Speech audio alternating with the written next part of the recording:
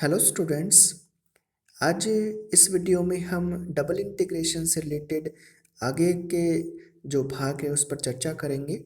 पिछले वीडियो में हमने डबल इंटीग्रेशन की जो प्रारंभिक डेफिनेशन है, प्रारंभिक जो उसकी परिभाषा है वो हमने दी थी, और डबल इंटीग्रेशन को हम किस प्रकार से किसी क्षेत्र पर प्राप्त करते हैं वो हमने उसकी कल पिछले वीडियो में हमने देखा था। आज के इस वीडियो में हम देख रहे हैं कि डबल इंटीग्रेशन को हम किस प्रकार से इवेलुएट कर सकते हैं, किस प्रकार से ज्ञात कर सकते हैं, वहाँ हम लेते हैं। तो यहाँ पिछला जो वीडियो था उसमें हमने देखा था कि डबल इंटीग्रेशन जब हम ज्ञात कर रहे हैं तो उस केस में ऐसा होता है कि उस समेशन वाली विधि से डबल इंटीग्रेशन ज्ञात करना काफ़ी कठिन हो जाता है। तो हम उसकी कोई वैकल्पिक विधि आज के इस वीडियो में हम देखेंगे। कैसे है यहाँ लेते हैं। यदि माना कि जो XY समतल है, XY समतल में हमारा क्षेत्र जो A है वो निम्न वक्रों द्वारा परिबद्ध है। अब हमारे पास वक्र है y इक्वल्स टू f1x तथा y इक्वल्स टू f2x है, और दूसरा हमारे पास x इक्वल्स टू a और x इक्वल्स टू b द्वारा परिबद्ध एक क्षेत्र A है। अब हम उसमें डबल इंटीग्रेशन को किस प्रकार से यहाँ ज्ञात करते हैं। परिबद्ध क्षेत्र जो हमारा A है वो कुछ वक्रों द्वारा परिबद्ध है, और उन वक्रों द्वारा परिबद्ध क्षेत्र A पर हम द्वितीय समाकलन कैसे ज्ञात करें वो यहाँ लेंगे, जहाँ x को हम अचर मानकर f ऑफ जो हमारा फलन है f ऑफ एक्स वाई का y के सापेक्ष समाकलन किया जा सकता है।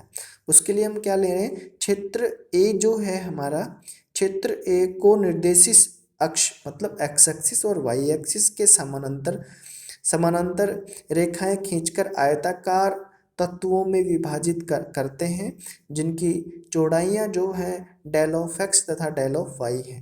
ध्यान दीजिए, जो भी हमारा परिबद्ध क्षेत्र था निर्देशीय अक्षों के मध्य, हम क्या करते हैं उस जो परिबद्ध क्षेत्र A है उस परिबद्ध क्षेत्र में ऊर्ध्वाधर तथा, ध्यान दीजिए, हम क्या करते हैं क्षैतिज और ऊर्ध्वाधर आयताकार पट्टियां बनाते हैं, रेखाएं बनाते हैं। एक्स एक्सिस और वाई एक्सिस के समानांतर हम पट्टियां बनाते हैं, जिनकी पट्टियों की चौड़ाई है वो डेल ऑफ एक्स और डेल ऑफ वाई लेते हैं। ठीक है, इस प्रकार की हम पट्टियां बनाते हैं उस परिबद्ध क्षेत्र में। अब क्या करते हैं, क्योंकि हमें तो उस परिबद्ध क्षेत्र का डबल इंटीग्रेशन प्राप्त करना, क्षेत्र आपका ए है तो डबल इंटीग्रेशन का सिंबल लगाया, क्षेत्र जिस पर हम ज्ञात करना चाह रहे हैं वो लिया, फंक्शन लिया F of x Y D of लिया। अब हम क्या कर रहे हैं, ध्यान दीजिए, हम क्या कर रहे हैं, हमने डेफिनेशन में भी लिखा लेकिन पहले समझते हैं हम क्या कर रहे हैं यहाँ पे कि हमारा जो फलन है, फलन आपका एफ ऑफ एक्स वाई है। तो देखो पहले तो ऊर्ध्वाधर बन रहे हैं, वाई एक्स के समानांतर बारीक बारीक पट्टियां बन रही हैं, आयताकार पट्टियां, ऐसे ही एक्स एक्स के समानांतर भी पट्टियां बन रही हैं। तो पहले हम देखते हैं वाई एक्स के समानांतर जो ऊर्ध्वाधर पट्टियां बन रही है उसमें आयत पोजीशन की पट्टी, आयत पोजीशन की पट्टी को ही हम कंसीडर कर रहे हैं। होने को तो सभी में ऐसा ही बनेगा लेकिन एक पट्टी में दिखा रखा है यहाँ पे। तो हम क्या कर रहे हैं, आयत जो स्ट्रिप बनी हुई है, पट्टी बनी हुई है, उसमें हम क्या करते हैं एक्स एक्स के समानांतर क्या करते हैं आयताकार पट्टियां बनाते हैं। काफी हमने बना ली। अब हम देख रहे हैं, हम वहाँ देख रहे हैं कि आयत वे जो आयत है, इनमें से जो आयत नंबर का आयत है उसमें एक्स आई वाई आई कोई बिंदु है, स्वैच्छिक बिंदु, आर्बिट्री पॉइंट है, तथा सभी पूर्ण आयतों का योग लिया गया है। हम क्या करते हैं, इसमें जो हमारे पास पट्टी थी उस पट्टी में हमने जितने भी आयत बनाए सभी का हमने एक योग लिया। सीमा ज्ञात करने के लिए आयतों का क्षेत्रफल का योग किसी भी क्रम में लिया जाए। हमें क्या करना है कि आयतों का क्षेत्रफल किसी भी क्रम में हम योग कर सकते हैं, लेके किया जा सकता है।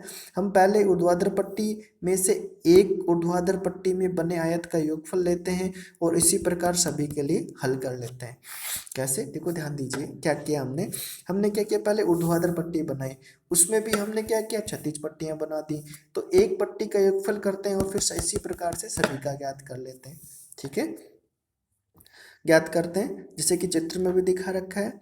इसके बाद क्षेत्र ए में पहली से अंतिम तक की सभी पट्टियों का योगफल ज्ञात करते हैं। किस प्रकार करते हैं, देखो देखते हैं हम। हमने क्या किया, पट्टियों की चौड़ाई बिल्कुल कम कर ली, तो लिमिट लगाई डेल्टा एक्स टेंस टू 0, ठीक है, और डेल्टा वाई टेंस टू 0, क्योंकि हम एक्स एक्स के समानांतर भी और वाई एक्स के समानांतर भी पट्टियां बना रहे हैं, ऊर्ध्वाधर और क्षैतिज पट्टियां बना रहे हैं।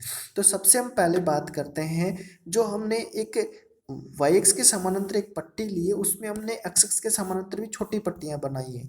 तो पहले हम क्या करते हैं, प्रत्येक पट्टी में जो बिंदु है एक्स आई वाई आई, उसमें उस बिंदु पर हम फलन का मान ज्ञात करते हैं। ठीक है, अब वो क्या है, उस फलन में हम उसका मान ज्ञात करते हैं और फिर क्या करते हैं, डी वाई के सापेक्ष उसको लेते हैं, क्योंकि डी वाई क्षेत्र हो गया ना, वाई एक्स के समांतर है। अब हम देखते हैं कि इस पट्टी में जो ऊर्ध्वाधर पट्टी है उसमें तो एक से लेके एम तक की पट्टियां बनी है, तो सभी का योग कर लेते हैं।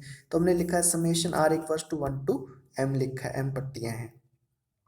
अब हम देखते हैं कि ये जो पट्टी हमने बनाई है वाई एक्स के समानांतर, वाई एक्स के समानांतर जो हमने पट्टियां बनाई हैं, ये एक्स एक्सिस पे एक्स इक्वल्स टू ए से लेकर एक्स इक्वल्स टू बी तक बन रही है और इनकी संख्या टोटल एन है। तो हम क्या करते हैं, आई इक्वल्स टू 1 टू, हम क्या कर रहे हैं, एन तक इन पट्टियों का योग कर रहे हैं। और योग कर रहे हैं तो कि एक्स एक्स के समानांतर, सॉरी एक्स एक्सिस पे बन रही है, तो डेल एक्स इसका सिंबल लेते हैं। ठीक है, पट्टियों की चौड़ाई हम जीरो की और इस वजह से ले रहे हैं क्योंकि हम सोच रहे हैं कि अनंत तक पट्टियां बढ़े तो चौड़ियों इनकी चौड़ाई कम हो जाए। तो उस केस में हम del of X tends to zero, del of Y tends to zero हमने ये लिया, जो कि समीकरण 2 में दिखा रखा है। अब इसमें ये भी शो कर रखा है, क्या है देखो, हम देखते हैं, r x i y r आयतवी पट्टी में, जो कि ऊर्ध्वाधर पट्टी बनी है, आयतवी पट्टी में आर वे आयत का एक बिंदु है। ध्यान दीजिए, एक्स आई वाई आर का मतलब ये हुआ कि जो ऊर्ध्वाधर पट्टियां बनी हैं उसमें आयतवी पट्टी में, ठीक है, और आरथवा क्या है, आयत है का एक बिंदु है। तो आयतवी जो पट्टी है में कुल आयतों की संख्या m है तथा n कुल पट्टियों की संख्या है। पहले कोष्टक के अंदर का योगफल किया गया, लिए हमने, यहाँ पे देखो जो दिखा रखा है वो अभी मैंने यही कहा है कि टोटल ऊर्ध्वाधर पट्टियां n बनी हुई हैं और आयतवी जो पट्टी है उसमें क्या बनी हुई, m 36 पट्टियां बनी हुई है। ठीक है, और उसमें से आरथवा जो आयत है उसका कोई बिंदु एक्स आई वाई आर है, वाई आर, ध्यान दीजिए यहाँ पे वाई आर है, ये आपके ये है। ठीक है, अब हम क्या करते हैं, इनको समेशन कर लेते हैं सभी का योग कर, तो समेशन समीकरण नंबर 2 में दिखा रखा है।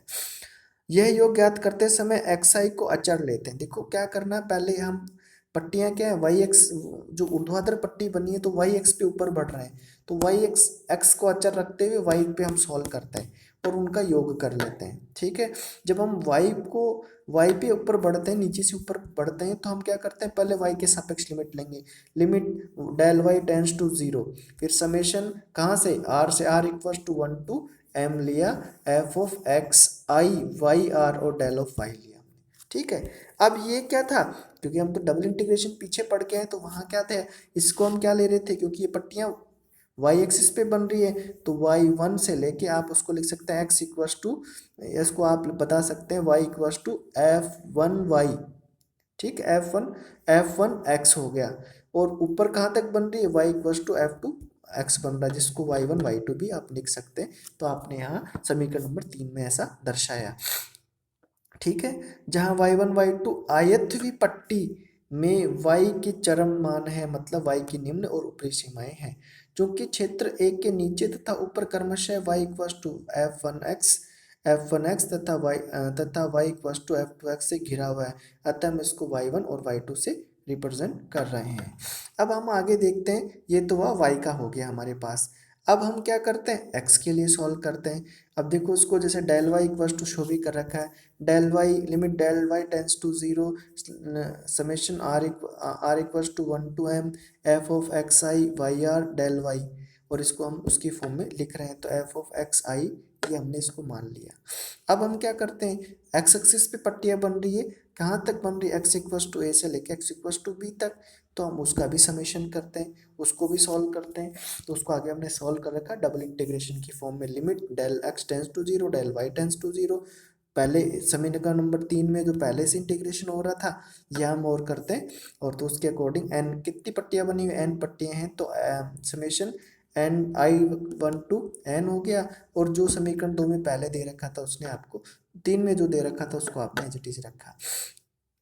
अब देखो समीकरण 3 में तो जो अंदर वाला पोर्शन उसको तो कैपिटल एफ एक्स आई लिखा था हमने, जो समीकरण 4 में लिखा हुआ है, तो समीकरण 4 का हम यहाँ यूज करते हैं और इसको लिखते हैं। तो हमें मिला हमें यहाँ मिल रहा है a to b f of x d x मिला, क्योंकि कैपिटल एफ ऑफ एक्स का मान तो जो हमें पहले ही यहाँ समीकरण 4 में दे रखा है उसको हमने वापस रखा, तो आपको यहाँ मिलता है कि double integration of f of x Y D of a equals to integration a to b curly bracket f of y one to y two f of x Y d y और d x. क्योंकि पहले हम क्या करते हैं, Y x के समानांतर को सॉल्व करके लाते हैं, तो वाई एक्स की जो आयत हुई पट्टी थी उसको सॉल्व करके लाए, तो पहले हम वाई के सापेक्ष सॉल्व करेंगे, उसके बाद एक्स एक्सिस पे कहाँ से कहाँ तक पट्टी बनी तो एक्सिस के लिए सॉल्व करेंगे। ठीक है, तो यहाँ हमने यहाँ देखा।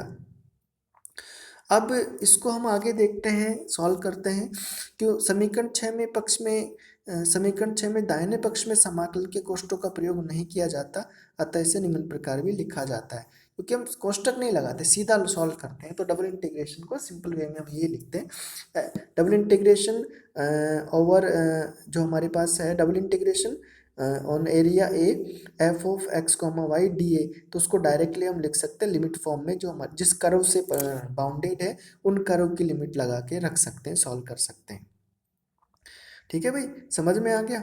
अब इसी प्रकार कई बार ऐसा भी हो जाता है कि जो पट्टियां हैं ना, आप क्या कर रहे हैं, वाई एक्स के जो ऊर्ध्वाधर पट्टी आपने बनाई थी, अब की बार आप क्या करें, क्षैतिज पट्टियां बना रहे हैं। क्षैतिज पट्टियां बना रहे हैं तो ये पूरा ही चेंज हो जाएगा। क्षैतिज पट्टी बनाते हैं तो हम पहले क्या करते हैं, क्षैतिज एक्स एक्सिस पे क्षैतिज पट्टियां जो बना रहे हैं उसमें आयतवी पट्टी कोई भी लेते हैं, उस पट्टी में हम क्या करते हैं, वाई एक्स के समांतर पट्टियां बनाते हैं, फिर उनका योग करते हैं, फिर एक्स एक्सिस पे कहाँ से कहाँ तक, वो तो एक्स एक्सिस पे कहाँ से कहाँ तक बनी उसमें आ जाएगा, उसके बाद वाई एक्सिस में कहाँ से कहाँ तक बनी तो वाई आ जाएगा। तो उसमें क्या होता है, जहाँ डी एक्स डी वाई था वो ऑर्डर चेंज हो जाता है, जहाँ पट्टी आपने वाई के समांतर बनाई अब की बार एक्स एक्स के समांतर बनाई, तो अब की बार वो आपका ऑर्डर चेंज हो जाता है। तो इस प्रकार से हम इसको रिप्रेजेंट करते हैं। ठीक है, तो उस केस में हम x को अचर रख के y के सापेक्ष पहले सॉल्व कर रहे थे, इस केस में हम क्या करेंगे, इस केस में हम ये करेंगे कि जैसे x को हम क्या करेंगे, पहले y को अचर रखेंगे, उसके बाद x पहले x के सापेक्ष करेंगे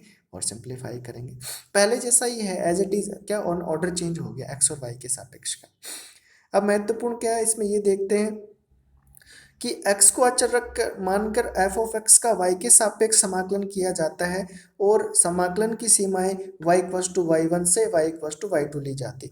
इसी प्रकार समीकरण 1 में प्राप्त फलन अगर हमें जो भी मान मिलता है, जब पहले इंटीग्रेशन कर लेते हैं उसके बाद हम क्या करते हैं, x के सापेक्ष समाकलन करते हैं, जिसका x इक्वल्स टू x1 से लेके x इक्वल्स टू x2 तक मान लेते हैं और उसके अंतर्गत हम इंटीग्रेशन करते हैं।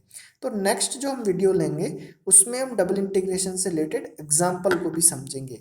इस वीडियो में हमने देखा कि अगर कोई क्षेत्र किसी वक्रों द्वारा परिबद्ध है तो वक्रों की सीमा के आधार पर हम उसका द्विसमाकलन कैसे ज्ञात करते हैं।